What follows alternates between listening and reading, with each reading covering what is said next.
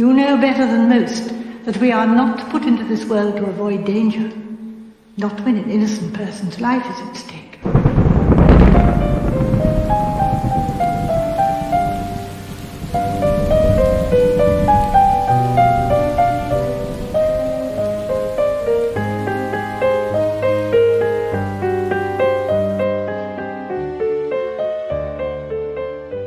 Hi, welcome to Sherringford's Table Talk. This is a podcast about all the interesting aspects about crime fiction's leading characters. I'm your host, Rusty Baumgartner, and in each episode I'll introduce you to one of these great detectives. I will talk a little bit about some of their stories and overall attempt to present you the essence of what the characters are about and what makes them special. First of all, just briefly before we come to this episode, thank you very much to anybody who decided to tune in again and maybe has listened to all the episodes so far. And also, of course, thank you to anyone else who just tuned into this episode. I really appreciate all of you, and I'm very happy that the podcast started as well as it has so far. Okay, so the detective of today's episode has a very special place in my heart. I don't know about you, but a big reason for me to read these whodunit murder mysteries was and still is that I like the particular atmosphere a lot of them entail. I'm talking fog in London, dinners at old English country houses or English manors, together with scary howling on the moor, horse carriages, or those cozy fireplaces on a rainy or stormy day. You know, the first detective novels I read were The Adventures of Sherlock Holmes. And so many of these stories emphasize the weather in contrast or in support to the happenings. And it basically always created this mystery setting that was also cozy of some sort. And I was very impressed by this style. I was so impressed, actually, that I only looked for other English stories of that kind. And at that time, I was sure that only the British could produce these kind of stories. I mean, I was absolutely wrong, but at least this procedure brought me to the detective of today's episode. And I'm very thankful for that, because the stories are brilliant, and they opened up a new subgenre for me, if you will. This genre was the murder on the English countryside. And while some of Conan Doyle's stories also took place in that environment, it only felt like short visits, whereas this new lady acquaintance of mine called it her home. The characters were not especially different, but it was of more importance that the scene was set in the country, and that changed the whole dynamic.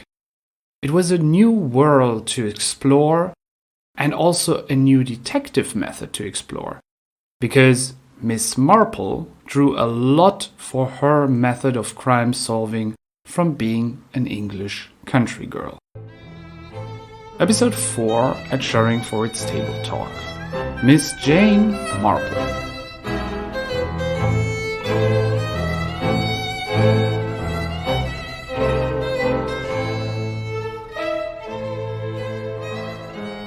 There are a lot of great things about Miss Marple.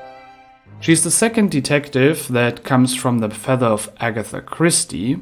Hercule Poirot, who we covered in the last episode, was the first one. And she's one of the first gentlewoman or lady detectives. So she basically falls into the category of the armchair detective, but she's the female version of it. You have to remember that the market at that time was pretty much dominated by male protagonists, which is not surprising because patriarchy and all. But despite of all of that, Agatha Christie was determined to give women a voice. And she did that through relying on her grandmother as the role model for Miss Marple. She wanted to create a clever, seemingly unthreatening female detective who would only be, in her own words, slightly more spinsterish and fuzzy than her grandma. And she absolutely succeeded in that. With her 49 years of activity, Miss Marple is only a little bit shorter lived than Poirot, who was active for 55 years. But Miss Marple still made it through 12 novels and 20 short stories until 1976. She was also quote-unquote born as an old person, and had to unfortunately stay at that age then for all her life, because of her unexpected rise to fame and popularity. If you remember, Poirot had suffered the same fate. Additionally, just like her Belgian colleague, Miss Marple brought her own new, unique method of crime solving to the detective novel genre. And by the way, that is something I cannot stress enough. Imagine that some of these crime authors, including Christie, not only created new and interesting mysteries for us to read, but they also put detectives into these worlds who all had a unique personality plus a unique own method or way to find the solution to the crimes they faced. I find this mind-blowing. I mean, it's so much to think about all at once.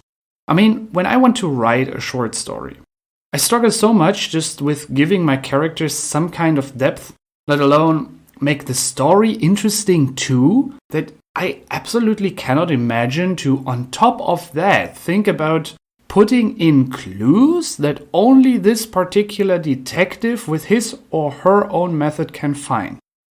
If you think about it like that, it's pretty crazy, right?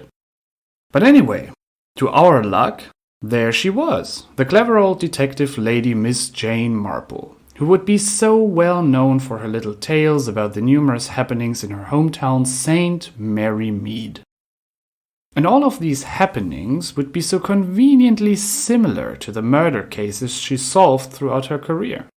No one would see a threat in her, let alone regard her as one of the most clever ladies of her time, probably. Jane Marple was much too harmless. She would be sitting there with her little fleece dress, knitting her socks or gloves, and would babble about how this tragic death she just witnessed would remind her of that one time when the postman of St. Mary Mead would be curiously absent-minded one day. Why did she say that? What does that mean? What does that have to do with anything? Not a single soul would expect that these allegories to her hometown would actually be clever bridges to the murders at hand.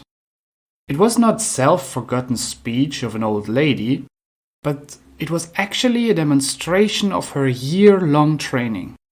Observing the country life paired with her personal mantra of always expecting the worst of the people around her blessed Miss Marple with a keen sense on human nature and all its errands.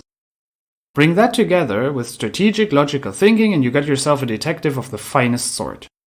The devilish part about her was that all these abilities and skills were hidden behind a friendly grandmother facade together with a knack for misdirection and manipulation. She would constantly use her old age as an advantage. First of all, when interviewing suspects. Secondly, when being in the need of finding a way through to these suspects. I mean, you have to remember that she was not really a renowned detective, and she wasn't part of any police force. She had no criminology background, so she had to be very creative to get her interviews. And then thirdly, she would use her old age when finally misdirecting the suspects after it was clear to her that they were guilty. When having solved the murderer's identity, Miss Marple would set a trap to basically seal the deal. My little plan is what she would often call it. And of course, since she was an old lady after all, she would carry these traps out with the help of the present police. Most of the time, she was successful, and as you can imagine, the plans mostly ended with astonished murderers hysterically cursing her as devilish old hag or things of that sort. But you know, false identities, double bluffs, alibis that seemed unfalsifiable at first and so on could not stop Jane Marple when she was convinced of knowing who did it. She was very brave, and she was absolutely a lady of substance and integrity. And on top of all that, she was not really shy of working hard to collect the clues she needed. In that part, she was exactly like a detective is supposed to be. Miss Marple is notorious for suddenly appearing at a suspect's doorstep with her black notebook in her hand, or accidentally stumbling on hidden corpses or other forms of evidence. All mere coincidence? Not in the least. All the result of careful planning. I mean, in order to casually encounter Gwenda Reed on the Esplanade at Dilmouth in the story Sleeping Murder, required her being declared ill enough by Dr. Haydock to need a few weeks of sea air. Or for that one time when she collided with Esther Walters just outside the supermarket in Alton, in the story Nemesis, it would need her to hire one of Inch's taxis and drivers for half a day, and also for telling them a little lie to cover for everything. So how could an old lady do all of that? As is the case for many of our detectives, there's order and method together with routine hidden behind a harmless appearance. Miss Marple always tried to stay busy. Inertia does not suit me, she once declared. And when you look at her daily schedule, you can totally see what she meant. It was pretty much the same for every day. She would always wake up early and immediately pulled back her curtains. She greeted the day, got back into bed, picked up a small book of her liking, and then read her usual page and a half. After that, she sometimes picked up her knitting to wait for the breakfast that would be brought in by her maid or housekeeper, and would read the newspaper while eating. The newspaper was the Daily News Giver, and she called it her daily all sorts.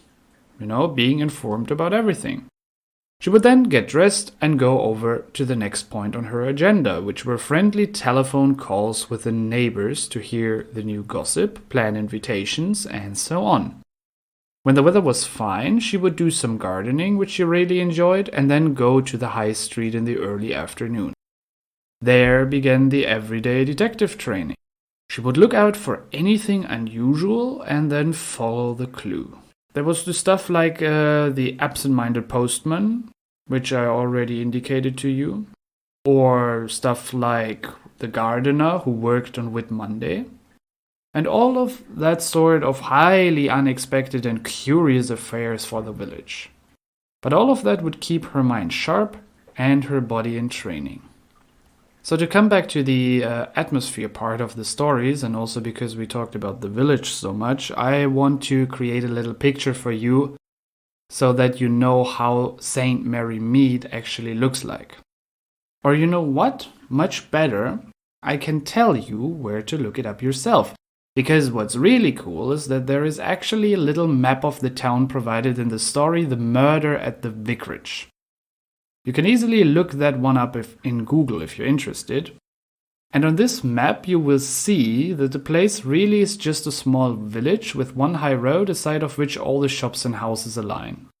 And under the assumption that this map shows the whole village, there are only maybe around 20 houses in total. Well, maybe it's a little bore, maybe I tried to count them, but didn't want to seem too nerdy, so I said just around 20. Anyway. If you need more details, maybe for your image to be complete, Google Nether Wallop, Hampshire. Because that is the place where the outdoor scenes in the TV series with Joan Hickson as Miss Marple were shot.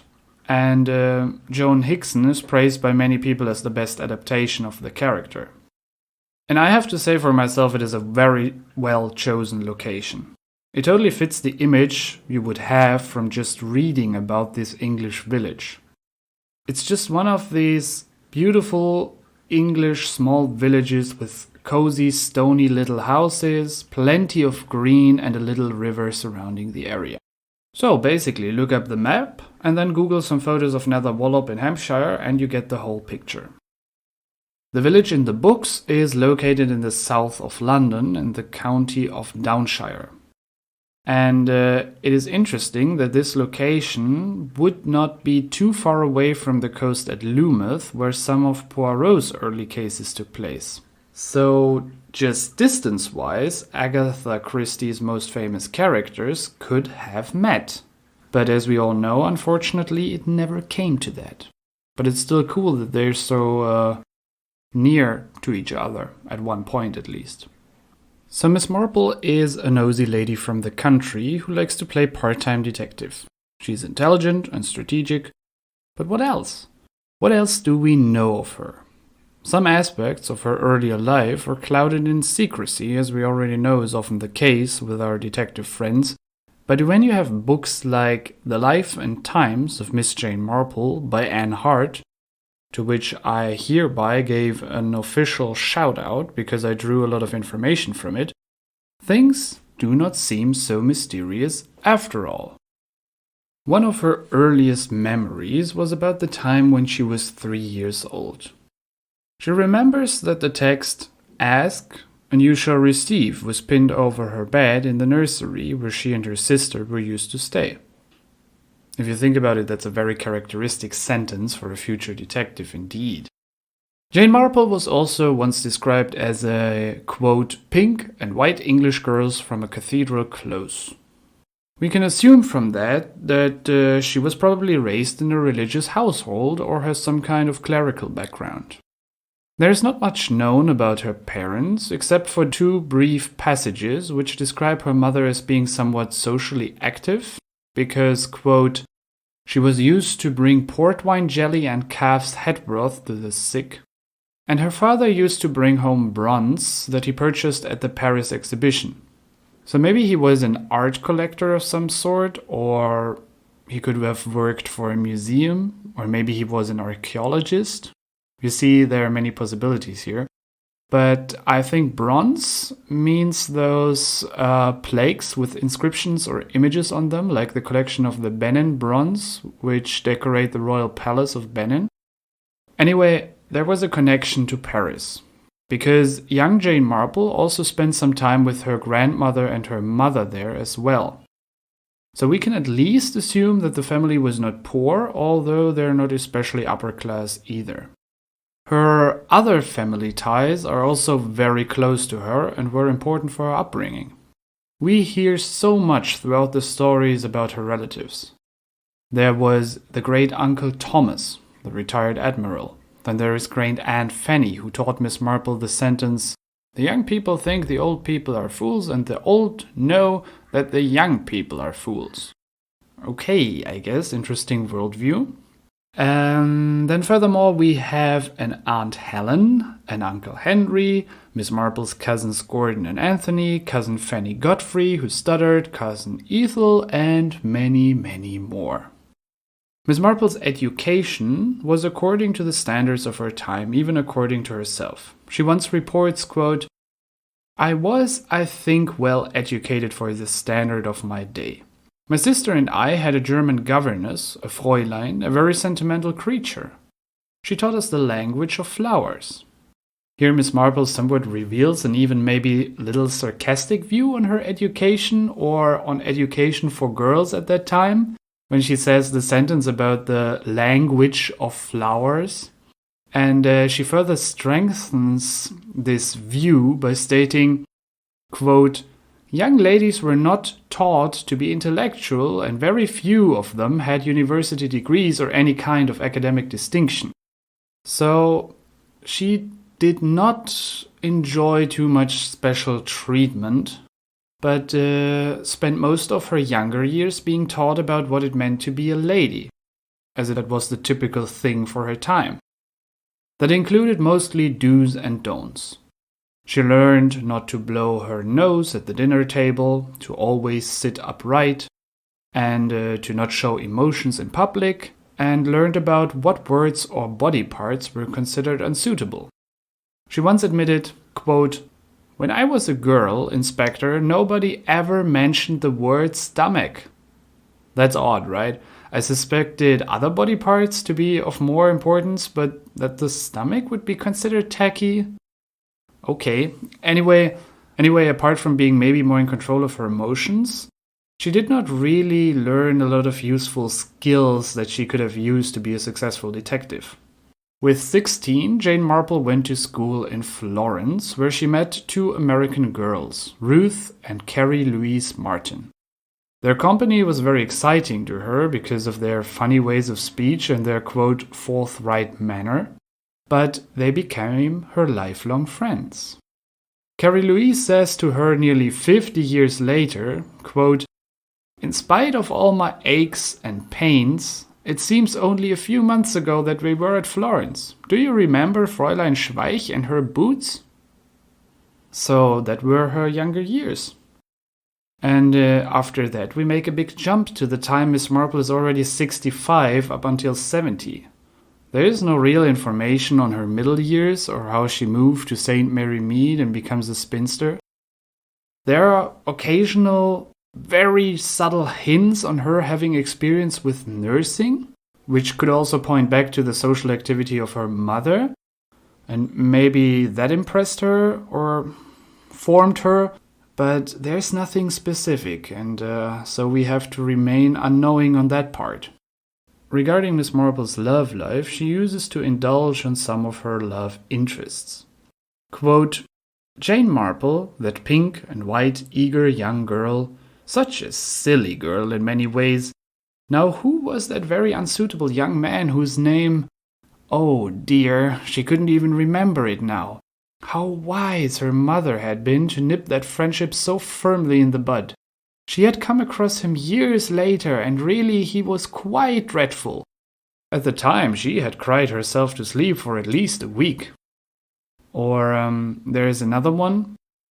Quote, a young man she had met at a croquet party. He had seemed so nice. Rather gay, almost bohemian in his views. And then he had been unexpectedly warmly welcomed by her father.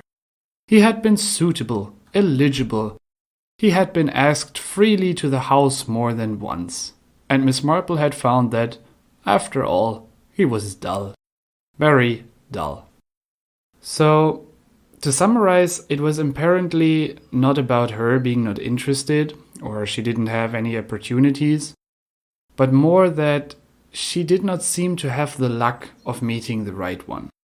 And we have to admit that she probably was not an easy lady to satisfy, because she was very self-determined after all, and quite too intelligent to remain a housewife at the side of some self-righteous but average gentleman. Only once Jane Marple admits to be somewhat lonely. Quote, I know what you mean. One is alone when the last one who remembers is gone. I have nephews and nieces and kind friends, but there's no one who belongs to the old days. I've been alone for quite a long time now. End quote. Because of her constant old age, Miss Marple's life does not flow chronologically through the stories, and also is not brought to a specific ending. So we have to experience her through the little stories where we have the luck to witness her greatness. When I think of her, I always and forever picture her either in her little garden or in one of her favorite chairs in her drawing room, either in the one by the window or the one that is like a big grandfather chair by the hearth, or in the specially purchased upright armchair with cater to the demands of her rheumatic back. She would sip tea there and occasionally glance outside with vague eyes to observe the fellow townspeople. Thank you very much for listening to this episode at Sherringford's Table Talk. If you have enjoyed what you heard, please consider leaving a review on wherever you like to stream your podcast. It would greatly help me to know what you guys actually think about the content, so that I can make sure I do not bore the living hell out of everyone who stumbles across me. You can also follow or DM me on my Instagram page, which is Sherringfords_table_talk. I also occasionally post other detective-related content there, which you might enjoy as well. But anyway, thanks for listening, and I hope to be able to speak to you next time again. Okay, so long.